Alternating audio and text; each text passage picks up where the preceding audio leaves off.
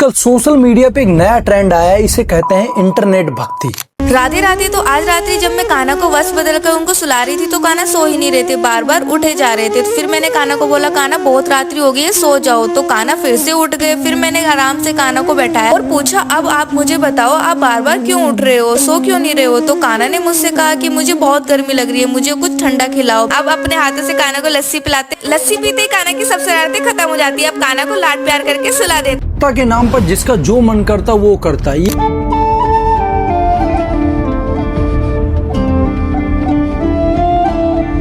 ये कोई आस्था नहीं, इसे कंटेंट क्रिएशन बोलते हैं। और आजकल इंस्टाग्राम पर ऐसे बहुत सारे भक्त इन्फ्लुएंसर दिखाई देते हैं जो अपनी सोशल मीडिया चमकाने के लिए भक्त बने हुए फिर रहे हैं। मुझे पता है हमारा हिंदू धर्म बहुत फ्रीडम देता है, अपनी डाइटी के साथ एक पर्सनल कनेक्शन होता है, लेकिन इसका ये मतलब नहीं कि आप सारी लिमिट्स क्रॉस कर जाओ, ऊपर से रील बना के आप इंगेजमेंट फॉर्मिंग करने लग जाओ।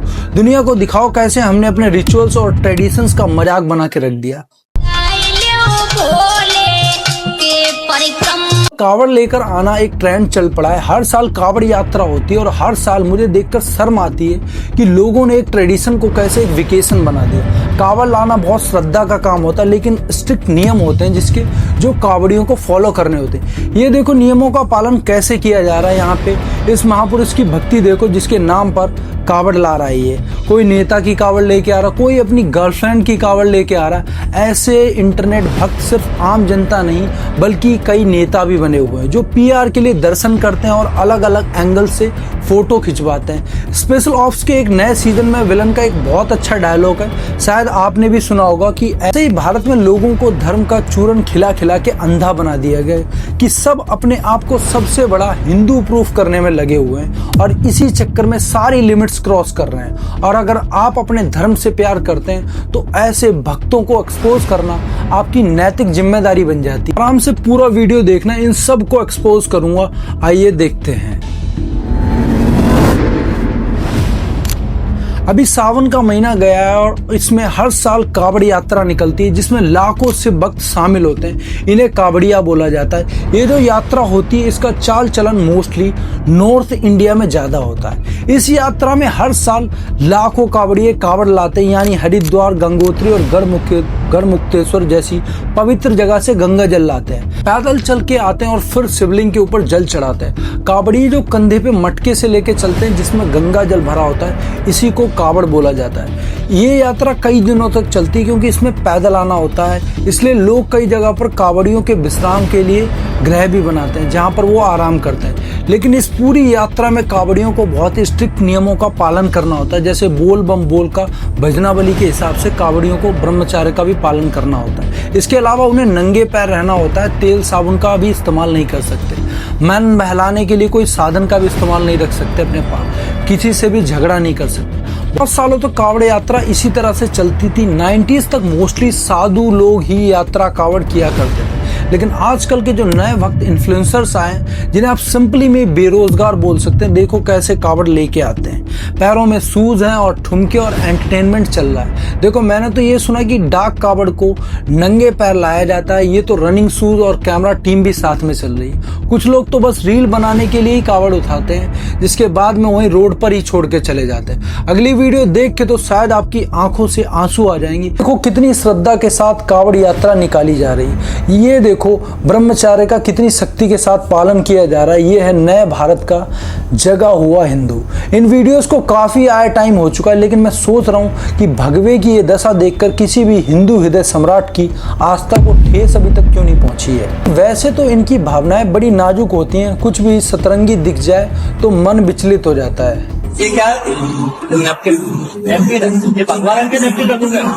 अगली बार से दिखना नहीं चाहिए। यहाँ पे मैं एसपी को डीएसपी को सबको लेके आऊंगा। ये मजाक नहीं चल रहा है, हिंदू धर्म के साथ ही क्यों मजाक चल रहा है। पठान वाली कंट्रोवर्सी याद होगी आपको। एक रैंडम गाने में ऑरेंज बिकनी देखकर हफ्तों तक नेशनल न्यूज बनाकर रख दी गई, लेकिन इन वीडियोस पर एक भी स्टेटमेंट नहीं आई, किसी भी दल ने कोई भी निंदा नहीं करी।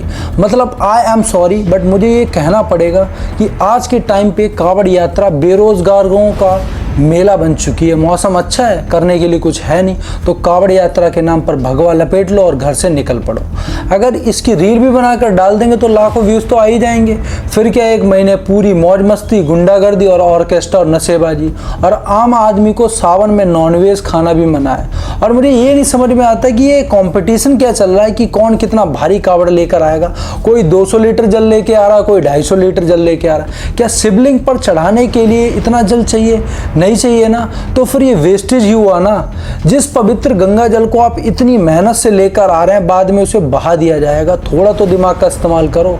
और ये भाई साहब तो इतने महान है कि ज्योति के नाम की कावड़ लेके आए हैं। यहाँ लड़ाई चल रही भोलों की रक्षा की, सुरक्षा की। भोले क्या कर रहे हैं? ये देखो मेंटल, यो कावड़ भोले की नहीं ला रहा, यो कावड़ ज्योति की ला रहा। मेरे भाई कुछ तो शर्म करो यार, कुछ तो ऐसा करो जो लोग कहें बा कुछ ठीक करा। मेरे भाई यो क्या कर रहे हैं तुम हैं? सावन के पूरे एक महीने सो कॉल्ड श्रद्धालुओं के लिए सरकार स्पेशल अरेंजमेंट करती है।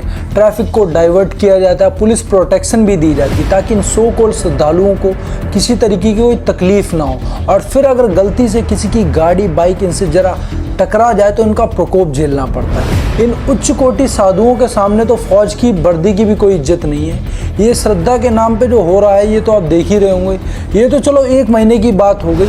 हमारे देश में श्रद्धा के नाम पर क्या क्या चल रहा है ये देखो, मैं आपको जरा डिटेल में दिखाता हूँ कि लोगों ने तीर्थ स्थल को भी टूरिज्म बनाकर रख दिया है। ये देखो केदारनाथ धाम के सामने क्या क्या चल रहा है। ये कोई जगह डीजे चलाकर रील बनाने की है या डांस करने की है? डिस्को लाइट लगा के मंदिर को क्लब बनाकर रख दिया गया है।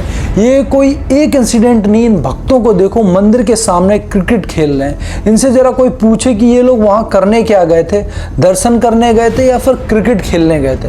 कुछ प्लेसेसों की एक सेंटिटी होती है, कुछ महत्व होता है, कोई माहौल होता है। नाचने गाने एंजॉय करने के लिए तो देश में जगह कम पड़ गई है क्या जो मंदिरों में जाकर ये सब करने लगे हो? ये सब हमें इसलिए देखना पड़ रहा है क्योंकि जो भीड़ आपको इन टेम्पल्स में देखने को मिलती है ये श्रद्धा भाव से नहीं जा रहे हैं, ये वहाँ घूमी घूमी करने जा रहे हैं। इन्हें अपने ट्रैवल की बकेट लिस्ट में एक टिक लगाना है। लोगों को उन टेम्पल्स का क्या इंपॉर्टेंस है उससे कोई लेना देना नहीं। ये यूट्यूब पर 4 ब्लॉग देख कर आते हैं और सोचते हैं कि एक दिन का ट्रैक है, बहुत मजा आएगा, टेंट में रुकेंगे, पहाड़ों में मैगी खाएंगे और रील बनाएंगे, उसमें व्यूज भी छाप लेंगे कोई बढ़िया सा धार्मिक सा गाना लगा के। ये है इनका असली मोटिव। अब कुछ लोग हो सकता है ये भी कह देंगे इससे क्या, इसमें क्या गलत हो गया है। तो मैं आपसे पूछता हूँ कि भैया मंदिर के सामने सारा फन क्यों करना है? जगह क्या देश में कम पड़ गई है जो ये सब यहाँ करना पड़ रहा है कि बैकग्राउंड में जब तक मंदिर ना हो तब तक रील्स पर लाइक नहीं बजेंगे क्योंकि फन की कोई लिमिट नहीं होती है। बल्कि लिमिट्स तो ऑलरेडी लोग क्रॉस कर चुके हैं। ये देखो तुंगनाथ धाम के सामने बैठ के दारू पी रहे हैं। अब ये लोग घर जाके थोड़ी बताएंगे कि भैया हमने वहां पर जाके दारू पी, नमो नमो शंकरा गाने पर रील बनाएंगे, हाथ जोड़ के टीका लगा के सामने खड़े हो जाएंगे और लोगों को लगेगा वाह कितने संस्कारी लोग हैं, तीर्थ यात्रा करके आ गए और इतनी सी कम उम्र में। रील बनाने को लोगों को इतना बड़ा कीड़ा लगा हुआ है कि ये देखो जरा बद्री धाम के बाहरी लड़ाई लड़ रहे हैं। इसलिए मैंने कहा है कि मेजॉरिटी लोगों के लिए तीर्थ अब टूरिस्ट स्पॉट बन चुका है। हमारे देश में सिविक सेंस का इतना बुरा हाल है कि आपने देखा होगा कि बड़ी बड़ी बिल्डिंग्स होती हैं, पार्क्स होते हैं, मेन रोड पे किसी की प्रॉपर्टी है तो उसकी बाउंड्री पे वो भगवान की तस्वीरें लगा देते हैं ताकि कोई दीवार को गंदी ना करे, पेशाब ना करे, थूके ना, थोड़ा शर्म लिहाज कर दें। लेकिन कुछ लोग इतने गिरे हुए हैं, घटिया हैं कि वो अपनी हरकतों से बाज नहीं आते हैं। और मैं इतना हार्श क्यों हो रहा हूँ ये आप अगली क्लिप देखकर समझ जाओगे। अगर इन लोगों में किसी का भी रिलीजन हिंदुइज्म के अलावा कुछ और निकल जाता तो उसके घर पे अभी तक बुलडोजर चल चुका होता।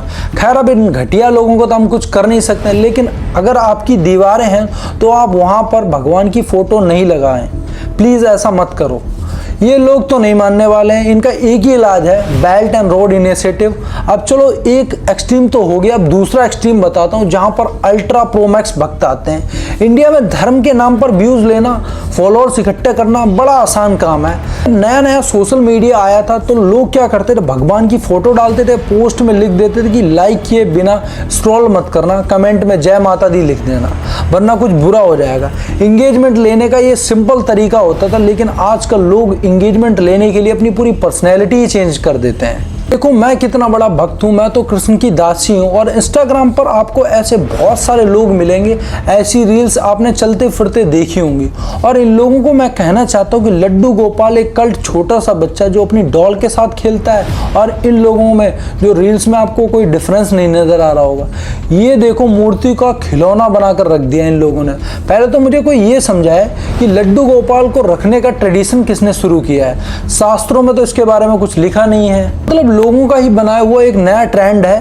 देखो मैं कुछ ऐसे लोगों को भी जानता हूँ जो अपने घर में लड्डू गोपाल की मूर्ति रखते हैं, उनकी सेवा करते हैं, लेकिन मैंने ये नोटिस करा कि वो मूर्ति को स्नान कराते हैं, उन्हें भोग लगाते हैं, उनकी पूजा करते हैं। यहीं तक बात लिमिटेड भी है और ये अच्छा भी लगता है कि इसमें आस्था भी दिखाई देती है। लेकिन ये जो ड्रामेबाजी चल रही है,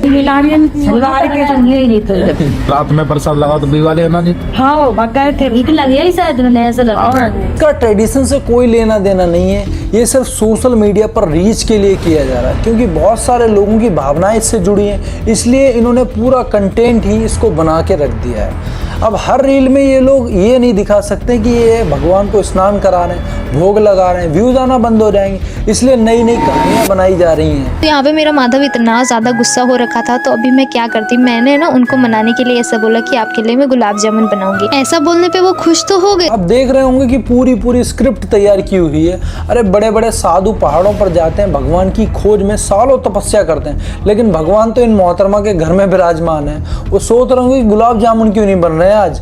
भाई क्या मजाक चल रहा है। और एक बात बताओ, अगर मूर्ति में भगवान आ जाएं और वो खुद से चलने लग जाएं, खाने पीने लग जाएं, तो ये बात आप किसी को नहीं बताओगे। अरे भगवान श्री कृष्ण ने तो गीता का उपदेश दिया है, आप उनके चरणों में बैठ के 4 बातें ज्ञान की खुद सीखने लग जाओगे, उनसे अपनी इच्छा पूर्ति करने लग जाओ। रील बना के ये नहीं दिखाओगे कि भैया भगवान आ गए मेरे घर पे। ये देखो सैलून लेके जा रहे हैं भगवान की मूर्ति। भाई कोई खिलौना नहीं है, बच्चे की तरह जो मन कर रहे हो वो किए जा रहे हो आप लोग। और ये करके आप अपने आप को अगर बहुत बड़ा भक्त समझ रहे हो तो ये बहुत बड़ी गलत फहमी है। ये भाई साहब तो लड्डू गोपाल की मार्कशीट लेने जा रहे हैं, कभी खुद पढ़ाई की होती, ध्यान लगाया होता तो ये हरकतें नहीं करनी पड़ती। मतलब भगवान को मैथ साइंस पढ़ा रहे हैं। जिस इंसान ने पूरी दुनिया रची है उसको तुम मैथ साइंस पढ़ा रहे हो। भक्ति और नौटंकी में कोई डिफरेंस बचा है, दोनों मिलाकर एक ही कर दिए हैं फर्क। मुझे पता है कि कुछ लोग कमेंट करेंगे कि सबका अपना अपना तरीका होता है, डाइटी के साथ एक पर्सनल कनेक्शन होता है, लेकिन भैया यहाँ पे कोई भक्ति नहीं चल रही है, सिर्फ रीलबाजी चल रही है। यहाँ पे व्यूज़ और फॉलोअर्स के चक्कर में और कुछ नहीं किया जा रहा है, यहाँ पर भगवान का सिरे से अपमान किया जा रहा है। ऐसे लोगों की वजह से ही हिंदू धर्म का मजाक बनता है, ये कंटेंट वायरल होता है, फॉरेनर्स तक पहुँचता है, फिर सारे इंडियंस को सुपरस्टिशियस बोला जाता है, फजीत बोलकर चिढ़ाया जाता है। और कहेंगे देखो ये लोग अपने भगवान का ऐसे मजाक बना के रखते हैं, ये किस तरह के घटिया लोग हैं। और ऐसे ही लोग हिंदू को अंधविश्वासी बोलने लग जाते हैं। फिर ऐसे नए जनरेशन के जो बच्चे हैं उनको लगता है कि दूसरे धर्म हमसे ज़्यादा कूल है, हमारा धर्म बेकार है। चलो एक बार के लिए अगर मान भी लें कि सच में इनकी आस्था है तो अपने घर पे ये सब करो ना, सोशल मीडिया पे डालने की क्या ज़रूरत है। और ऐसे ही आपने देखा होगा कि क्रिश्चियन लोग भी सोशल मीडिया पे काफ़ी पॉपुलर हैं। पंजाबी क्रिश्चियन गाने तो काफ़ी टाइम से वायरल हैं, लेकिन आपने भोजपुरी क्रिश्चियन गाने शायद ही सुने होंगे।